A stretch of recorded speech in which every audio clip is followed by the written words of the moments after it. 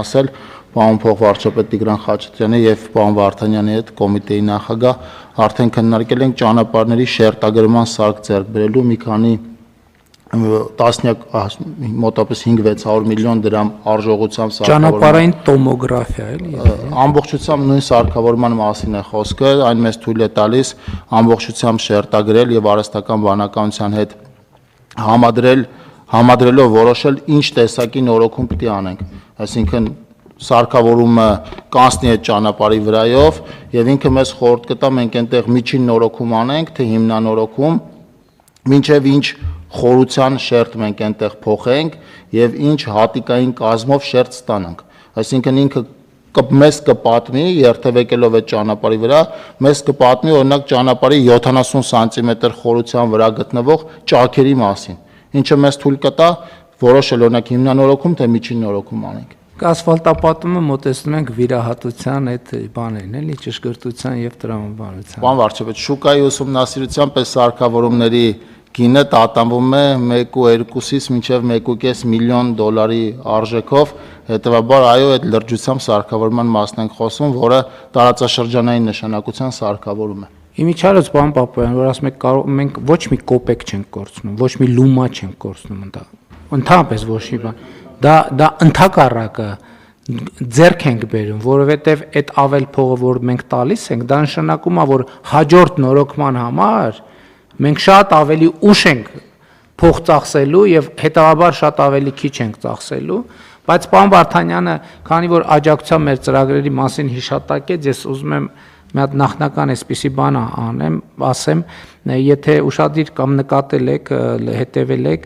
նախորդ հարց ու պատասխանի ընթացքում պատգամավոր Սերգեյ Բագրատյանը հարց բարձրացրեց, թե ինչի կառավարությունը չի համախմբում, թե մասնավորապես 2018 թվականից էսկոմ աջակցության ինչ ծրագրեր է արել տարբեր խմբերին ուղղված,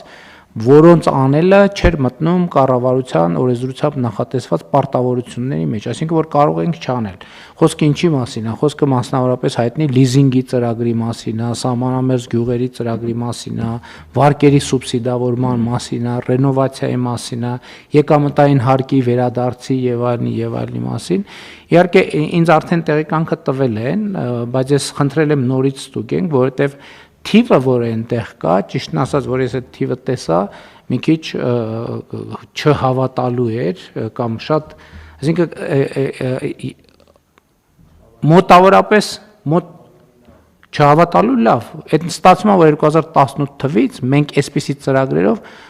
շուրջ 4 միլիարդ դոլարի գումար ենք վերադարձրել Հայաստանի Հանրապետության քաղաքացիներին։ Ես կճշգրտենք իհարկե նորից նայենք վերանայենք, ասենք կարա ինչ որ շեղումներ լինի, բայց արդեն երկրորդ փուլով եմ ես այդ թիվը բան արես, դուք ես շուրջ 4 միլիարդ, այսինքն ինչի մասին է, սուբսիդավորման տարբեր ծրագրեր, տարբեր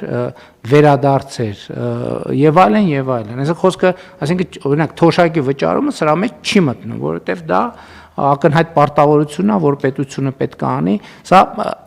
ակնհայտ պարտավորություններից դուրս իրականացված ծախսերն են եւ ես նախկինում իմիջիայլոց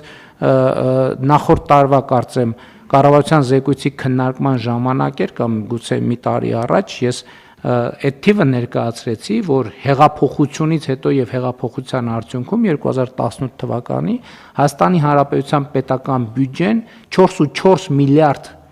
դոլարի լրացուցիչ գումար է գեներացրել եւ դա մենք որոշակի մեթոդաբանությամբ հաշվարկել ենք, ֆինանսների նախարարության հետ վերջերս աշխատել ենք, այդ թիվը հասել է արդեն 6.6 միլիարդ դոլարի եւ մենք կարող ենք արձանագրել, որ այդ 6.6 միլիարդ դոլարից 4 միլիարդը մենք ուղղակի վերադարձրել ենք քաղաքացիներին։ Ուղղակի հավաքել ենք եւ վերադարձրել ենք քաղաքացիներին տարբեր ծրագրերով, բայց սա ուղղակի զուտ նախնական դիտարկում, որի մասին հետո ավելի մանրամասն բացվածքներով մենք կխոսենք։